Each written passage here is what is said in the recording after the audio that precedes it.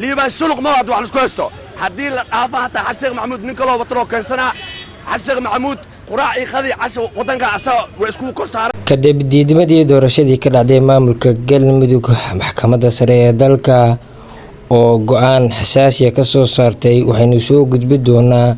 maxay shacabka caasimadda Soomaaliya ee Muqdisho ay ka yiraahdeen dhinaca kale maanta waxaa war-saxaafadeed soo saaray guddiga madaxa bannaan ee doorashooyinka oo iyagu sheegeen ay aqbaleen laalidii ay maxkamaddii sare ee dalka ay laashay ama ay markaasi wax makaba jiraan ay ku tilmaamtay doorashadii ka dhacday maamul goboleedka Galmudug 30 Luulyo 2026 xog xasaasi oo halkaasi ka soo baxaya maxay dowladda federaalka Soomaaliya gaar ahaan filla Soomaaliya ka tiriyay diidmada doorashadii ka dhacday maamulka Galmudug dhinaca kale shacabka caasimadda aragtiyo kala duwan arintaasi markaasi kaga hadlay xog xasaasi ah ayaan muuqaalkan ku soo gudbi doonaa soo dhawaada daawadayaal waa maalinimo markaasi Arbaca taariikhdu ay ku asaysan tahay 26ka bisha 8aad ee Agoosto sanadda 2026 haddii aynu ku bilaawno doorashadii ka dhacday 30 Luulyo 2026 magaalooyin ay kamid tahay Dhuusamareeb Cadaado iyo sidoo kale magaalooyin kale waaweyn oo ka tirsan maamulka Galmudug laba maalin ka hor waxaa soo baxday in markaasi maxkamadda sare ee dalka ay gebi ahaanba wax kama jiraan ay ku tilmaamto doorashadii ka dhacday maamulka Galmudug kaasi uu ku soo baxay xisbiga GSB oo markaasi uu hogaamiyo madaxweynaha Jamhuuriyadda Federaalka Soomaaliya doorashadan oo markaasi laga qabtay magaalooyinka markaasi waaweyn ee maamulka Galmudug ayay maxkamadda sare ee dalka waxay markaasi ku tilmaamtay mid markaasi wax kaba jiraan iyadoo xisbiga hogaamiyo Sheekh Shaakir Cali Xasan oo markaasi ah hogaamiyaha ururka Al-Sunna wal Jamaaca ay markaasi si weyn ugu guuleysteen doodii ay markaasi ku galeen doorashadii ka dhacday maamulka Galmudug waxaana haatan markaasi la tilmaamayaa in xog xasaasi ah ka soconayaan villa Soomaaliya kuwaasi oo ku aadan cidda ka dambaysa in doorashadan gabi ahaanba wax ma kaba jiraan lagu tilmaamo oo ku soo baxay wakiilka xisbiga GSB ee u tartamaya maamulka Galmudug Liibaan Axmed Xasan Liibaan Shuluq ninka loo yaqaano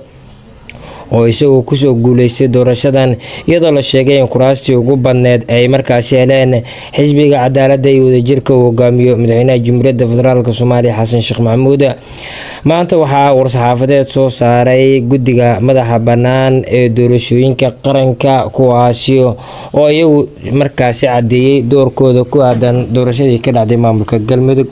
guddiga madaxa bannaan ee doorashooyinka qaranka ee markaasi sohodimaha Soomaaliya iyagoo fulinaya markaadi oo awoodista dastuuriga kuna qaadanaya sharciga doorashooyinka qaranka dhisida guddiga sharciga ururka iyo xisbiyada habraacyada hal markaasi xeer nidaamyada iyo nidaamyada sharciga waxay u taagan yihiin mabda'a hirgelitaanka doorashooyin xor iyo xalaal ah oo markaasi hufan oo muwaadiniinta Soomaaliyeed si markaasi siman ay uga qayb qaataan ayaa lagu yeeray war-saxaafadeed ka soo baxay guddiga doorashooyinka qaranka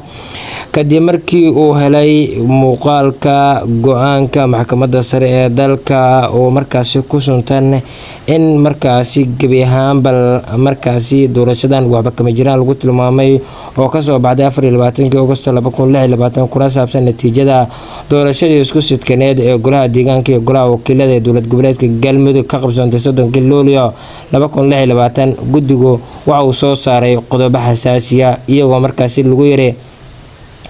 guddigu isagoo tixgelinaya kaalinta dastuuriga ee maxkamadda sare